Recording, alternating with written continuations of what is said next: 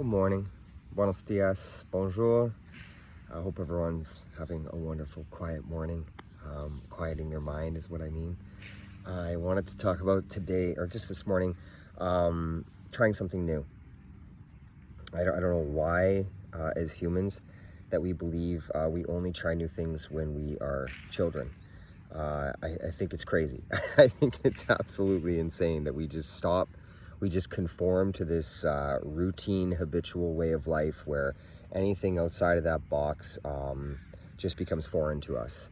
And, we're complex creatures. Like, human beings are supposedly like the most intelligent things some people would say in the universe, and I would say you're insane.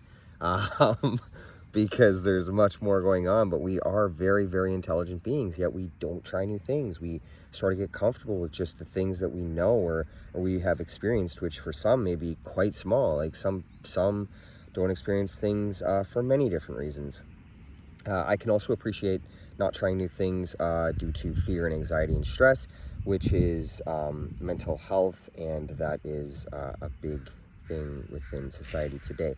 But that doesn't mean that you can't practice mindfulness and explore ways around it. And I know encouragement coming from others is a big portion, I should say like a big step in the right direction to try new things. So certainly who you hang around and what positivity, having positive people and influences around you is a good thing. And that's why I do this, is to hopefully instill or incite some sort of change, because let's be real, this way of life that we are living right now is boring.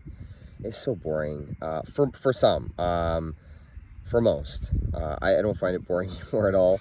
I certainly live life to its fullest, but a lot of people around me, I see that they are living just this monotonous way of life, and I know it's taken us a long way to get to this point in society, but we certainly don't have to carry on. It's not something that we have to just march into. Like, we live in a very free part of the world, so we should enjoy those freedoms rather than being victims to and prisoners of fear, anxiety, and stress, which happen inside of our mind.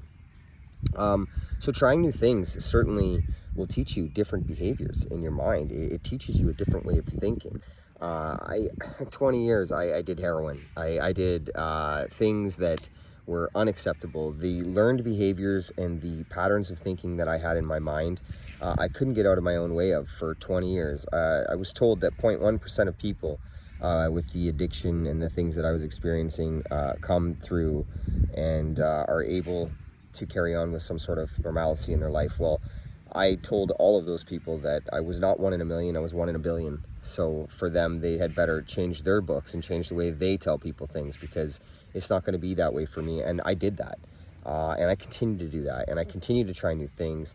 I continue to grow, and I continue to experience life. I mean, I just share this example because I think it's one that society completely looks down on and says, it's easy to go through the east side neighborhoods and see, homeless people, which I was one of those people that you see on the street. I certainly was one of them for a couple of years. I was pretty resourceful. I was always able to get out, but I tried new things and changed the way I was thinking about things. Prison helped me do that as well.